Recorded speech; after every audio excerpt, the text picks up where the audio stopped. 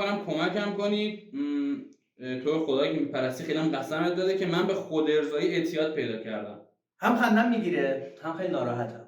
خب سلام دوستان، امیدوارم حالتون خیلی خوب باشه. دوستان ما امروز یه خبر خیلی خوبی رو که بهتون قول داده بودیم این بود که براتون یوتیوب زدیم. یعنی چی؟ یعنی بالای 20 دقیقه ما صحبت کنیم براتون کامل توضیح بدم، موشکافانه توضیح بدم. بابا چه این استایی نمیتونم تو 30 ثانیه و دو حرف بزنم. میخوام رپ بخونم.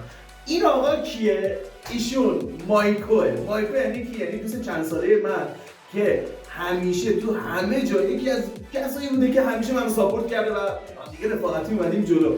ما اینجا خودتون بچه‌ها معرفی کن. درود برای یوتیوب، خوش اومدید. آقا ما با استاد کوزادی اومدیم براتون یه ویدیو خوب جمع کنیم و سوالایی که قرار بود تو استوری ازتون پرسید و اینجا جواب بدید و من میپرسم ازش و جوابتون رو میگیرید. تا آخر ویدیو همراه ما باشید، جای ندید. چنلشون رو حتما ساب کنید، لایک کنید و کامنت انگلیسی بذارید، فارسی نذارید، با شناسایی میشید داستان میشه برات. و چنل حتما سابسکرایب کنید. بریم ادامه کار با ما باشیم، میبینیمتون.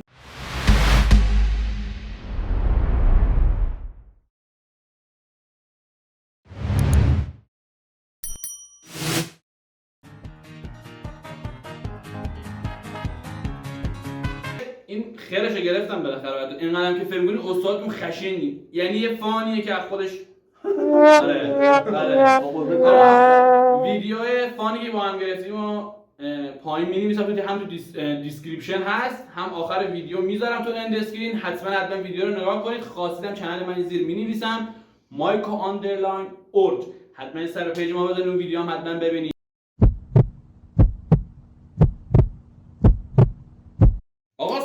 ویدیو رو شروع میکنیم. من تو کات نیستم، من بغل کاترم. با استاد کوزادی همراه باشید. خب سوال اول علی بوکس آندرلاین فیت پرسیده که سلام، قد من بلند هستش 183 و همیشه با بوکسورهای قد کوتاه با مشکل مواجهم، با اینکه دست جلوم دائما در حال کار کردنه. ببین، دست جلو کار کردن، اندام شما کار کردن لازمه که شما پاهای خوبی داشته باشی. عزیز دلم، اگر تو مشکلت اینه که حریف به تو میرسه 100% بدون مچ پات مشکل داره، سپس زانوت مشکل داره و بازی کردن بدنت، دست چپ کار کردن، این کلید کاره آقا. این برای گارد باز کردن یا کنترل کردنه و به مرور و محکم زدن مشت کراس شما بازی میشه که بازی شما خیلی بهتر بشه. پس فراموش نکنید اگر میخواید یه بوکسور قد بلندی هستید، میخواید موفق باشید، اینو فراموش نکنید آقا. این چپ بازی کردن شما مهم نیست، اون پاندولی کار کردن شما، اون پاهای شما که سبک نوین امروزیه و ازبک‌ها هم خیلی استفاده میکنن از این مسئله، اونو باید شما اجرا کنید دوست عزیز من. پس پاهای تو ایراد داره. حتما این پیام به من بده، یه برنامه حرفه‌ای برات بنویسم که حال کنی برسی به حریف. دم شما گرم. سوال بعدی آریان آندرلاین SD1 پرسیده که مکمل مصرف کنم یا نه؟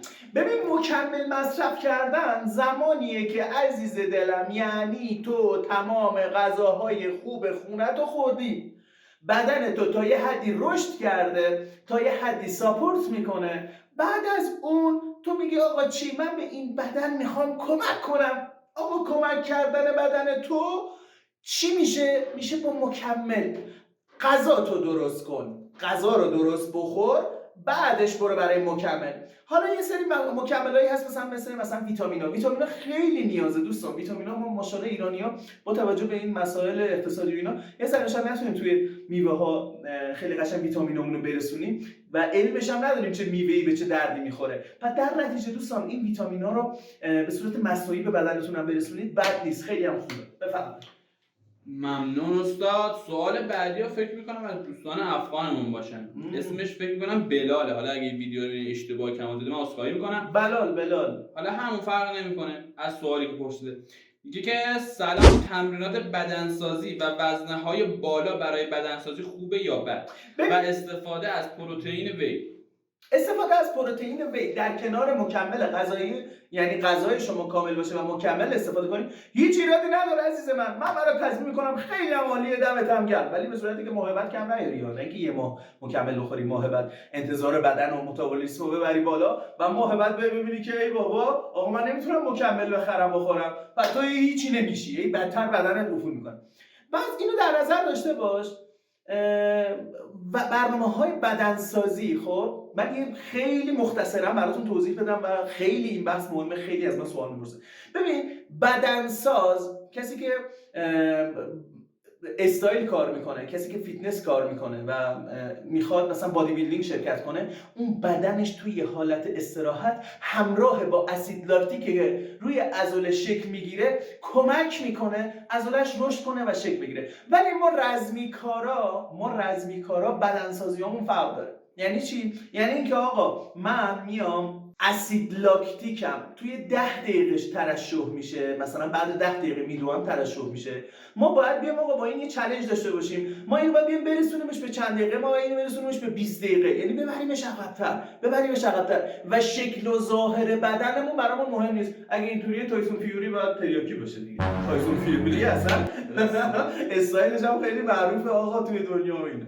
خب در خدمتم. سوال بعد و سوال بعد مسلم پرسیده که سلام سلطان، نفس کم میارم چه کار کنم؟ نفس کم آوردن تو به خاطر اینه که حوازی تو کمه و تمرین صحیح نفس رسانی به بدنت مشکل داره و وقتی که میخوای مشت بزنی اشتباه نفس میکشی، که این یه بحث فوق العاده تخصصیه که براتون دوستان حتما بعدا درست میکنم، برید دنبالش کنید. این بحث نفس و اینا یه بحث ساده ای نیست، باید براتون شاید بالای 1 ساعت توضیح بدم.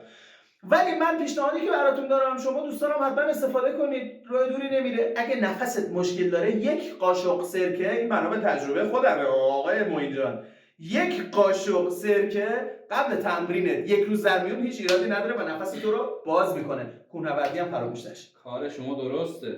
و سوال بعدی ما آرشام شیرزاد پرسیده که مهمترین عضله در بوکس چیست؟ مهمترین عضله در بوکس به نظر من پاهای، از نظر شخصی من.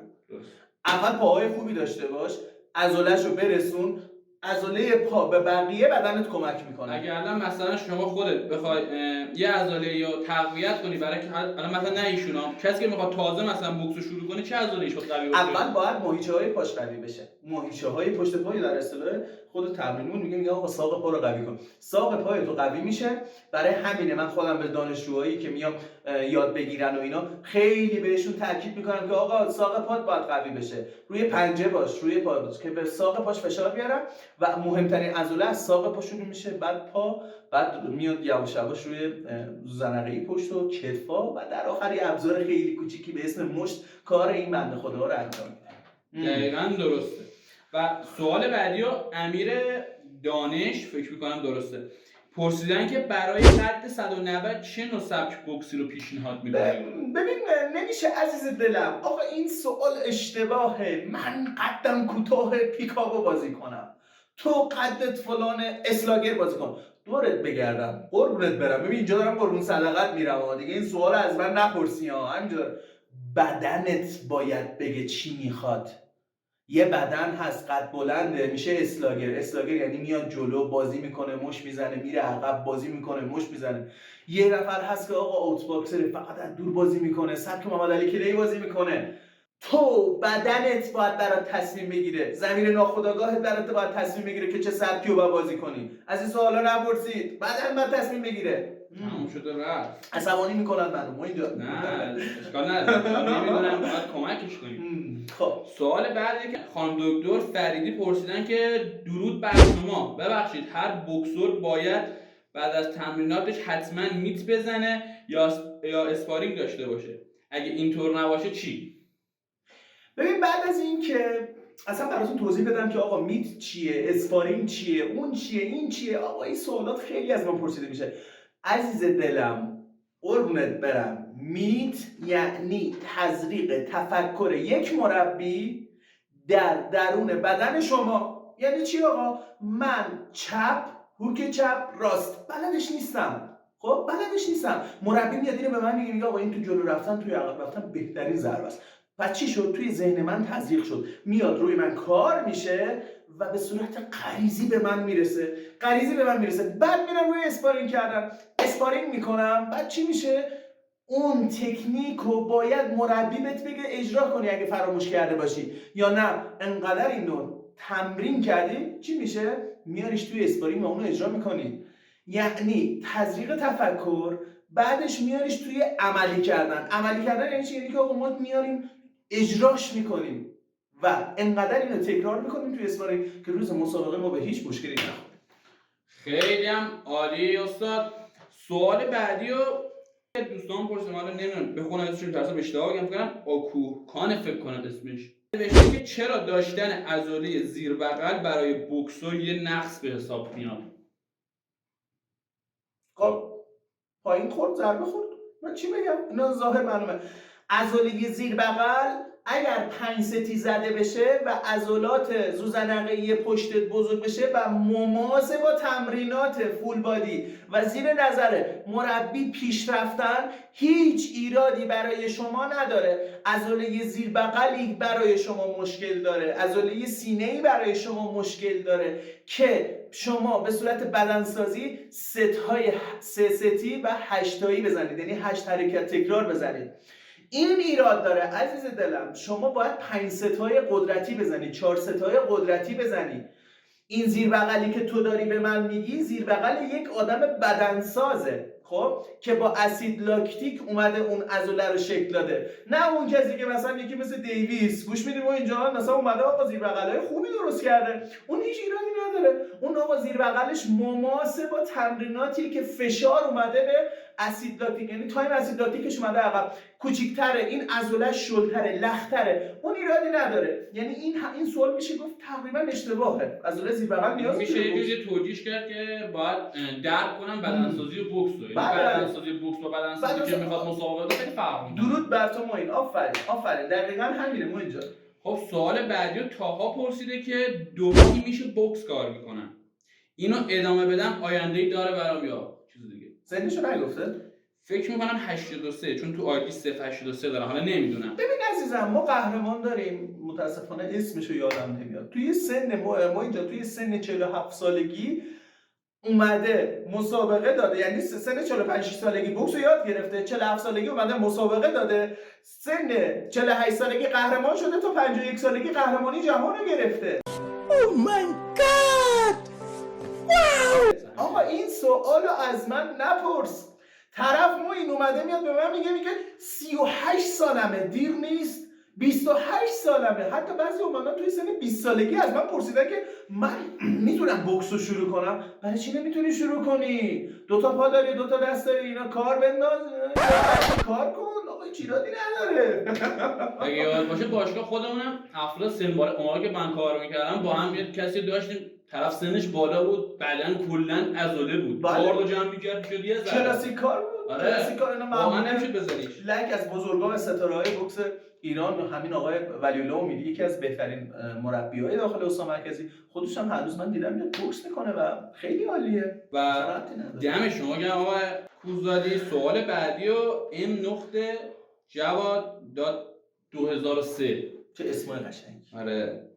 و نوشته گازمو نمیتونم حفظ کنم، تو مبارزه از مشت خوردن میترسم، چشمات ایراد داره عزیزم، چشمات ایراد داره و عصبای صورتت. آقا ما صورتمون عصب داره، آقا ما این صورتامون الکی نیست که صورت یه بوکسور با صورت یه آدم عادی یه گونی فرق بشه.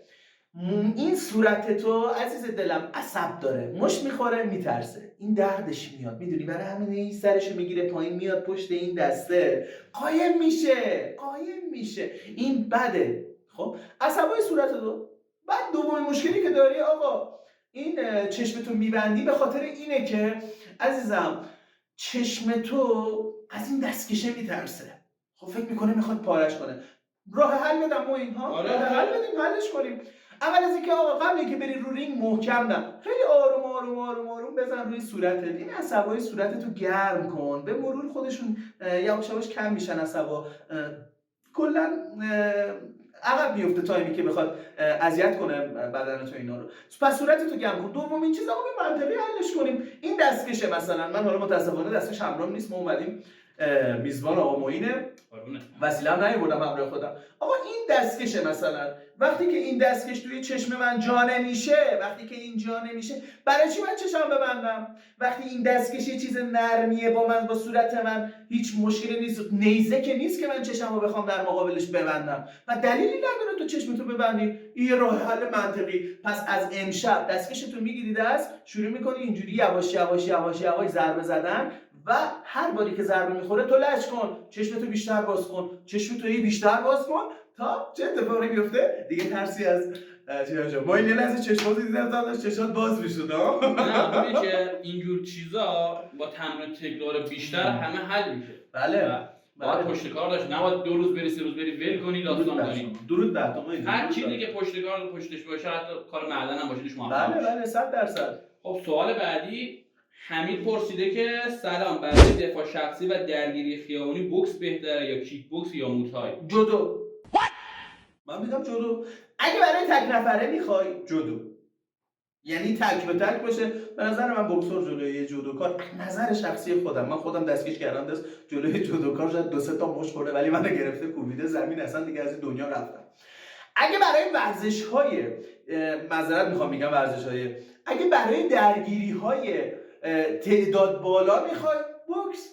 ببین یه استاد خیلی بزرگی میگفت، حالا حضور ذهن ندارم اینجا، میگفتش که آقا بوکس از مویتای و ام ام ای و اینا، حالا این نظر اون بود، نه اینکه مثلا من بخوام حالا عینکای تعصبتون رو بردارید لطفا روی مسئله، نه اینکه من بخوام ورزش خودم بگم که آقا من تخصصم بوکس پس بوکس بهتره، ولی یه بنده خدایی میگفت، حالا اگه بتونم ویدیوش هم بذارم برات بفرستم، این حتما بذارش توی این چیز که ببینم. میگفتش که آقا بوکس نسبت به کیک بوکس و مویتای و اینا جلوتره. چرا؟ چون انقدر تمرکز روی دستات داری، دستا نزدیکترین ابزاریه که تو توی یه درگیری دست جمعی میتونی استفاده کنی. شلوار لیپاته، همین خود من شلوار لیمپامه، نمیدونم پامو قشنگ تکون بدم، از ضربه پا استفاده کنم. و در نتیجه یه بوکسوری که تمرکز روی کتفاش داره و زیاد کار کرده، ما اینجا بوکس خیلی بهتره برای درگیری‌های دست جمعی، ولی برای انفرادی به نظر من بوکس میتونه کمک کنه، ولی بهترینش جودوه و این صحبت من نیست، صحبت بزرگه. من چی بگم ورزشه. بله من دخالتی ندارم، ولی هیچ وقت ورزشتون رو برای دعوا این چیز استفاده نکنید، فقط برای دفاع از خانواده‌تون و در صورتی که واقعا در شرایط خطر بود. حتی اگه طرف مقابل اگه چاقو دستشه یا وسیله تیز دستشه، هیچ وقت سمت و طرف نرید. بهترین راهکار فرار کردن. این که نه بوکسورم جودوکارم اصلا تو کت این چیزا نرید و فقط فکر این باشید که چطور خانواده محافظت کنید. ورزش می‌کنیم برای سلامتی، نه که درگیری داشته باشیم. اگه تو درگیری داشته باشی تو خیابون، بعد تو چه فرقی با اون لاتولیت سر خیابون داری؟ درستش همینه. پس برای ورزشمون برای سلامتی میریم. دقیقاً همین. من خالی شدم. سوال بعدی رو رضا جان پرسیده که من نمی‌تونم درست ضربه‌مو بزنم. میترسم وقتی ضربه رو بزنم طرف بهم حمله کنه و ترکیبایی هم که میزنم همش تکراری شده. چشمت عزیز دلم، چشمت ایراد داره، قربونت برم، چشمت میترسه و تمرکز نداری و فکر میکنی آقا دشمن یه بوکسور از نظر مهدی کوهزادی، دشمن اصلی یک بوکسور فکر کردنه. من وقتی چپ برام میاد، من انقدر باید کار کرده باشم که ضربه رو ردش کنم، انقدر کار کرده باشم غریزی ضربه رو رد کنم. حالا حرکتو برات انجام میدم شاید جالب باشه. رد کردن من باید غریزی باشه، ولی من اگه فکر کنم این الان میخواد چپ بزنه راست بزنه، تق سرم میخوره، ضربه میخوره، امتیاز میدم. خب این ایراد توئه، چشمت ایراد داره عزیز دلم. ما مهمترین بلایی که داری سر خودت میاری اینه که فکر میکنیم و اون مربی تو برای تو میت بگیره و بعد اسپارینگ بیاد خودش روی رینگ تا اون ترس تو رو بریزونه. البته با مربیای ما هم حق دارن، یه طرفند خدا باشگاهاشون شلوغه، برای شاگردای خصوصیشون بیشتر میتونن تایم بذارن و این والا یه موزری شده تقریبا، ولی واقعا مربیان نمیتونن برسن به مثلا 70-80 نفر شاگرد داره، نمیتونه برسه این کارو برات انجام بده. ولی خب باید بهش بگی که در جریان باشه که این ایرادو داریم. خب دم شما گرم. سوال بعدی که دوستان پرسیده که این همه گفتیم بوکسورای قد بلند مشکل دارن، یا سوالم در مورد بوکسورایی که با قد بلنده مشکل دارن. پرسیدن که چطور با افراد قد بلند مبارزه کنیم؟ ببین افرادی که قد بلنده، اولین کاری که تو باید بکنی خب اینه که خودتو پیدا کنی. آقا خودتو پیدا کنی ببینی چی کاره ای، یعنی پاهای خوبی داری، بدن خوبی داری، نفس خوبی داری، ترس از مشت نداری، همه اینا درست تا اینجا اومدی، همه اینا رو، این فاکتورها رو گرفتی. خب حالا میام خود من کار میکنم بر روی ضربات غریزی که مربی برام میچینه، میت برای من میگیره، تفکراتی که خودم دارم، اون ضمیر ناخودآگاهی که خودش داره به من میگه آقا اینطوری بوکس کن، اینجوری بوکس کن، این حرکتو بزن، این حرکتو بزن. بعد بیا نگاه کن ببین حریف چنده، پاهای خوبی داره، دستای خوبی داره، چیکار میکنه. اگه دستای سرعتی داره پس تو باید روی رد کردن ضربات بیشتر کار کنی. اگه دستاش کنده، پاهای قوی داره، پس تو باید روی ضربات جهشیت کار کنی. و ضربه زدن بلافاصله بعد از رد کردن از نور شبم برای تو واجب‌تره. خب سوال بعدی نادر پرسیده که 1 ماه مونده به مسابقات چه تمرینی باید انجام بدم؟ ببین تمرینات شما باید تقسیم بندی بشه. خب شما الان باید بدنسازی تموم شده باشه، الان بیایم روی کارهای استقامتی، بعد میاییم رو استقامتی زمان بالا. ما اینجا خیلی میان به من میگن که آقا کیلومتری میدوام من. اشتباهه، شما باید تایم بدوید. تایم اول مثلا بهت میگم خب تایمی میدویم، من 1 ساعت میدوام خب با سرعت 5 کیلومتر بر ساعت، 1 ساعت میدوام. خب بعد اینو میارمش چیکارش میکنم؟ میکنمش 40 دقیقه میدوام با سرعت 7 کیلومتر بر ساعت. خب این گوشیاتون همراهتون باشه که سرعت بسنجید یا ساعت داشته باشید. بعد شما اینو میاریدش پایین مثلا میرسید مثلا به 10 دقیقه دویدن، 10 دقیقه سرعتی مثلا با سرعت 12 کیلومتر بر ساعت. بعد این تموم شد آقا، پرونده تموم شد، پروندهش تموم شد، میبینی 15 روز مونده به مسابقه. بعد می با ماسک میدوی، ماسکایی که نفس تو رو خیلی تحت شعاع قرار میده و اون دامنه‌ای که توی ریت ایجاد میشه رو کمتر اکسیژن بهت میده که به شرایط وقف بخوری. خب بعد میای چیکار میکنی؟ اینا رو که انجام دادی، سرعتت رفت بالا، میت میگیری در کنار این چیزایی که برات گفتم. بعد میای میت میگیرن برات، مبارزه کن، اسپارینگ کن تا 3 روز قبل مسابقه. 3 روز قبل مسابقه فقط استراحت کن، فقط مطالعه کن، نهایت زیر نظر مربی یه گرمی داشته باشی، یه دویدنی و میت گرفتن. دیگه تو حق مبارزه نداری تا روز مبارزه. خسته ناپذیره ما خسته کنیم از سوال بچه‌ها خسته نمیشیم ماشاءالله. من همیشه دوست داشتم بچه‌ها. یکی از دوستامون که حالا اسمشو نیاز نیست ببرم پرسیدی که خواهش میکنم کمکم کنید، تو خدایی که میپرستی خیلی هم قسمت داده که من به خود ارضایی اعتیاد پیدا کردم. هم خندم میگیره، هم خیلی ناراحتم. خب هم یه مشکلیه که مقصر تو نیستی عزیز دلم. آقای جوانی که پشت این دوربین نشستی و این مشکل رو داری، خجالتم میکشی بپرسی، مقصر تو نیستی. من به شخصه میگم تا تهشم میرم. خب مقصر تو نیستی. اگه تو خود ارضایی میکنی به خاطر شرایطیه که توی جامعه بر تو حکمرانی میکنه.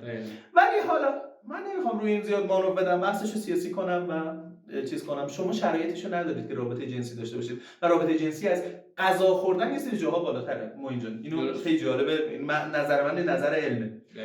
عزیز دلم اگر این مشکل رو داری، خب به خاطر اینکه سرگرم نیستی. خب سرگرم یعنی چی؟ یعنی اینکه شما تایم تمرینت کمه، سرگرمیت کمه، اوقات فراغتت کمه و توی خونه، من چیزی که شنیدم خب توی خونه سعی کن تنها نباشی و سعی کن بزنی بیرون، گیم بزنی، یه حرکتی بزن که ذهنتو ببری یه جای دیگه. خب بعد اون گوشی تو، اون لامصب، اون گوگلی که اون بالا زده، اون بدنتو داره میلرزونه، یه فیلتر شکنی کنه. آقا نکن این کارو، واقعا نکن این کارو. داستان شکم کلمه داستان چه فیلتر شکن روشن میکنه، بره یه چی یاد بگیره آدم فکرش میشه جای دیگه. دلیلیه ما اینجا درسته. و اینو فراموش نکن. ببین هدف اینو حالا خیلی دوستانه برادرانه، اصلا خارج از بحث استادی شاگردی، استاد که ما نیستیم، ما که فقط درس پس میدیم خدمت استاد. یه ویدیویی دور هم دیگه نشستیم و داریم میگیم. عزیز دلم اگر به فکر خودت نیستی، به فکر اون کسی که میخوای باشه ازدواج کنی باش. تمام هدف پرنسازی 2 تا چیز، یکیش اینه که تو سمت پیشرفت نری و همیشه اون پایین هرم باشی.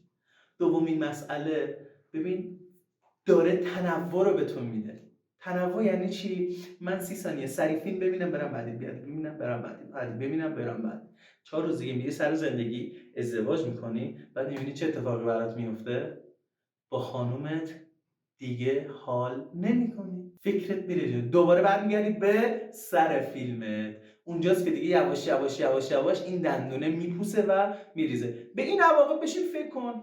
اگر هم دیدی مشکلت حل نشد، دوباره چیز شد، دوباره به من یه دایرکت بده، اصلا ایرادی نداره. من باز با تو حرف میزنم، یا من اصلا نهایت نتونم کاری کنم، حتی میفرستم از این نظر یه روانشناس. یه چیزی خوبی که هست، کاش جوانان بیان مسئله‌شون رو مثل این آقا راحت بیان بگن، چون این چیز مشکلی نیست، عیبی نیست، یه چیزی که درد جامعه است.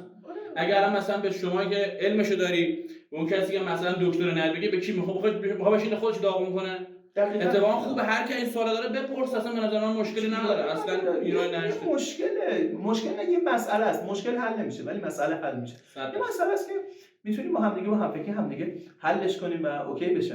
آقا دمتون گرم، خیلی گلید تا اینجا ویدیو با من بودید و سوالاتون رو جواب دادم تا جایی که بشه. فراموش نکنید این ادامه داره ها، پارت 2 داره ها. بله اگه دوست داشتی حتما معرفی کن به دوستا، جای دوری نمیره آقا، جای دوری نمیره. من معرفیشم، من معروفشم، بیام بالاتر. پیج اول بوکس ایران رو توی یوتیوب بزنیم، بتره کنیمش، بیاریمش بالا با همدیگه. ما همیشه همکارایمون تو این با این 42000 نفر ما دوتا رفیق بودیم، خانواده اینا، یعنی اصلا ما خانواده. همیشه من خدا شده گفتم که خانواده 42000 نفره خیلی حرفه‌ای داریم، خیلی عالی. همکاری داشته باشید، یوتیوبمون هم بیاریمش بالا و بهتری کنید دیگه. سابسکرایب کنید، کامنت انگلیسی فراموش نکنید، زنگوله بزنید. زنگوله چیه؟ زنگوله بالا دینگ دینگ اینجوری این صداش هم بذار بیاد، بذارشو آل. آره همیشه بزن و من براتون فراموش نکنید دوستان، براتون یه خاطره سربازی خیلی جالب گفتم که آقا این روی ما هم ببینید، همیشه این روی خشن ما رو نبینید. میذارمش توی کانال موین، حتما ببینید. موین جان خود صحبت کن. بچه‌ها این خیرشو گرفتم بالاخره، اینقدرم که فکر کنید استادتون خشنی، یعنی یه فانیه که خودش ویدیو فانی که با هم گرفتیم و پایین می‌نویسم، هم تو دیسکریپشن هست، هم آخر ویدیو میذارم تو اند اسکرین. حتما ویدیو رو نگاه کنید. خواستم کانال من زیر می‌نویسم maiko_org، حتما سر پیج ما بزنید، اون ویدیو هم حتما ببینید. تا ویدیو بعد می‌بینیمتون. بدرود. دوستتون